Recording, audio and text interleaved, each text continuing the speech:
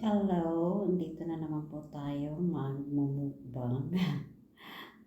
So, katatapos ko pa lang po magluto. Ako po ang nagluluto ngayon kasi wala na po akong kasama sa bahay. Mag-isa lang. So, pagkadating sa school, saka na ako nagluluto. So, for today, I cooked like adobo na spicy adobo. Ninagyan ko siya ng string beans kasi sitaw. Tagal na akong hindi nakakatingin na naman ng sitaw. So, ang ginawa ko dito sa chicken is prinito ko muna. Pero kunti lang na pagprito. Then, after maprito, saka ko naman siya inadobo.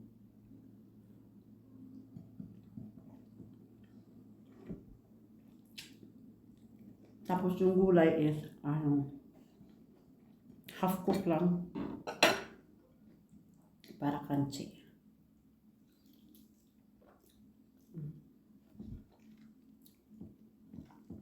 Ano talaga sa laman yung yung lasa. Minarinate ko po muna yung yung manok.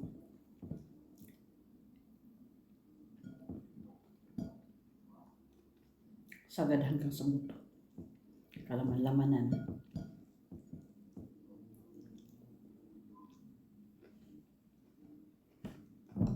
Masarap pala ang sitaw sa yan.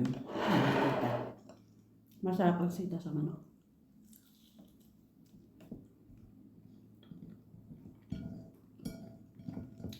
Pag uwi ko ng Pilipinas, ang dami kong dapat na gawin.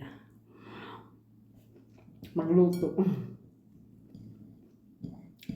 Parang ganyan po.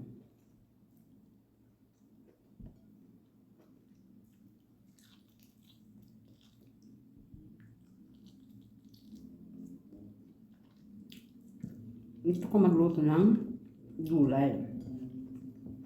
Kaso sa amin, puro bili ng gulay lang.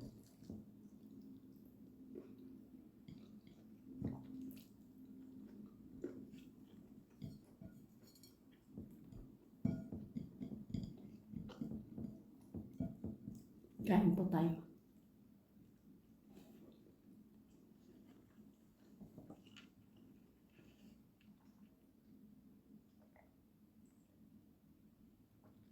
Once a day lang po ako kumakain ng kanin. Sa tanghalian lang. Sa gabi, tinapay.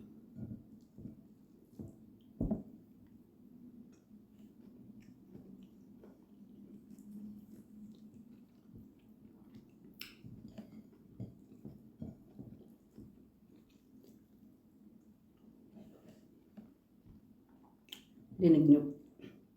Ano ba yan? Dinig nyo ba yung yung gulay? Crunchy siya.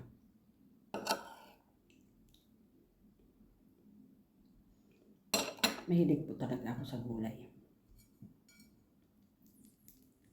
Kahit walang ulam, basta may gulay. Huwag ka ako dyan.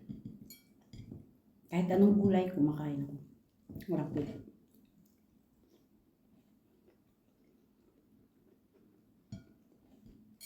Ang bilis ng araw. Ika-10 na ngayon. Tapos hindi ko yan mamamalayan. Matatapos na lang ng April. Ugian na. Nagbili kami ng ticket. Bili na ako ng ticket. Nagpabook ako sa kaibigan ko. Siya kasi yung nangulit kasi nagbubook na rin siya. So, ginamit namin yung kanyang credit card.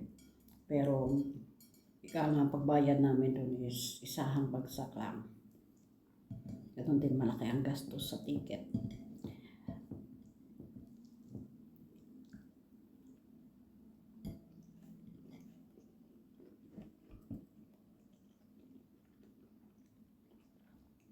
Ang gagawin namin is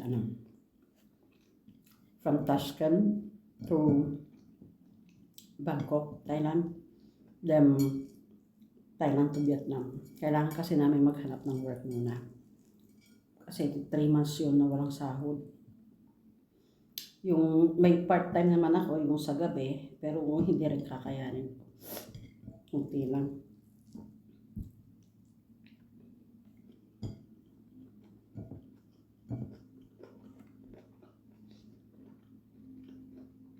Meron kasi ako sinusuportahan sa Thailand. Yung anak ko doon, tinutulungan ko sa pagbabayad sa nag-aalaga sa bata. 5,000 baht din yun, nasa malapit na ng 8,000 pesos yun kada buwan. Buti yun ang nga lang binabayaran ko, sinishare. Dati, nagsishare pa ako sa bahay, Diyos ko, ang laki. Bahay, kuryente. At least ngayon sa yaya na lang. Then, yung sasahurin ko sa part-time ko, pupunta lang doon. So, kailangan talagang maghanap ng work sa bakasyon. So, yun ang naisip namin sa Vietnam.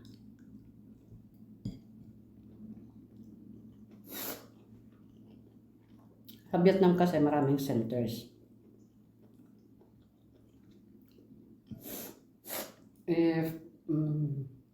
If magandang offer, if papantayan ng offer dito, why not stay?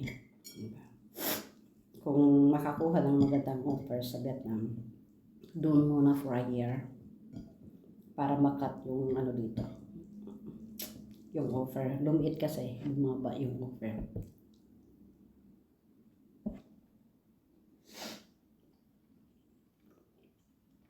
So, kailangan, ano muna,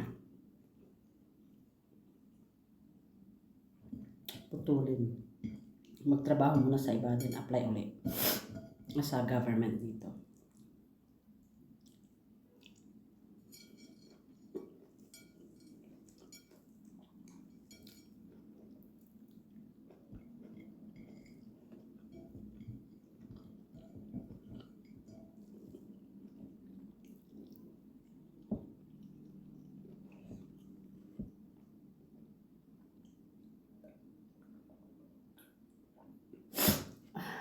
Hinipon ako sa pagluluto.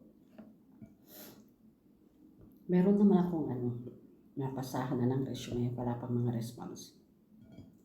Dito meron akong planong applyan kung saan nag-work yung dati kong kasamahan sa Thailand, andun siya. So yung school nila is mag-open ng branch.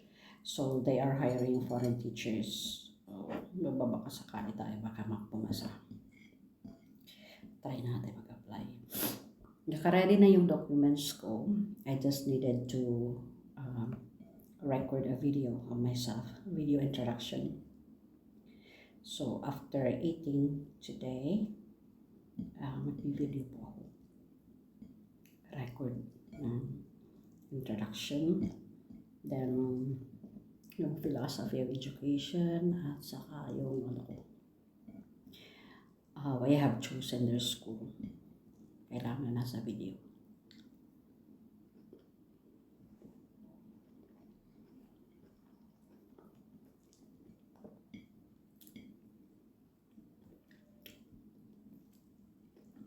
Parang need ko pang ilaga yung manok. Yung iba parang hindi pa masyadong luto. Ito kasi malaki siya. Kaya, ayan.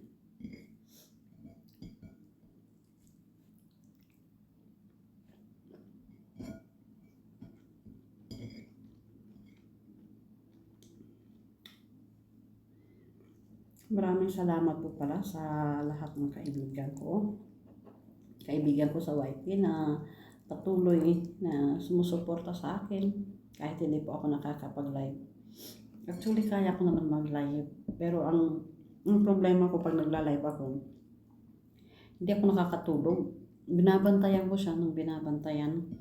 Kaya yun ang ko kasi maaga akong pumapasok sa school.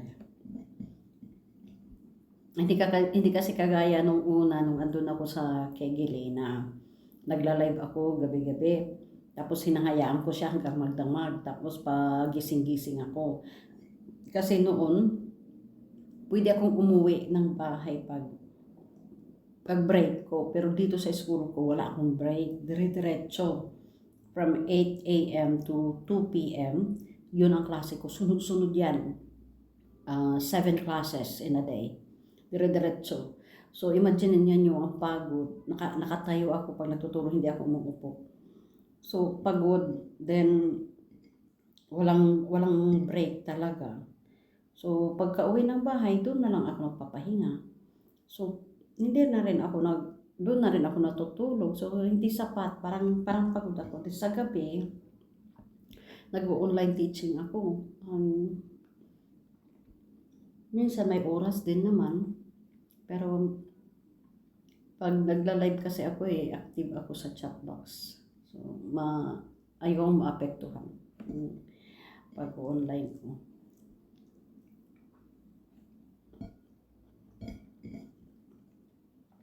Pero alam ko need ko talagang mag-live kasi yung rush hour bawas na yan. Baka madimot na naman. ano ka? Ay hindi, ano ba doon? Demonetize pala. Ma-demonetize. Yan pala yan.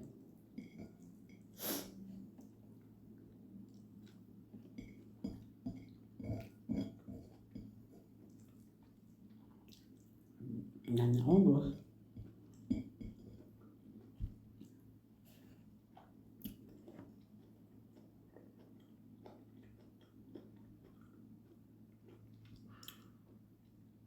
Salamat po ulit sa pagsama sa akin sa aking pananghalian. Ito po si Kiki F's Adventures. Thank you so much po sa lahat sa inyong suporta. Naway maging malago pa ang inyong mga bahay at maging mas maraming blessings pa ang dumating sa inyo, mas maraming followers, mas subscribers, at dumami pa sana ang inyong earnings sa YouTube. Thank you so much po ulit. Bye-bye!